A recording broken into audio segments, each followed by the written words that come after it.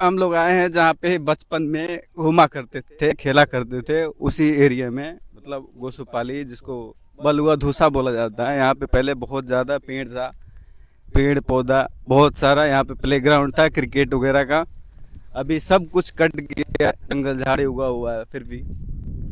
और ये गिरनारो P10 mic है ना, उसकी टेस्टिंग के लिए हम लोग इधर आए हुए हैं।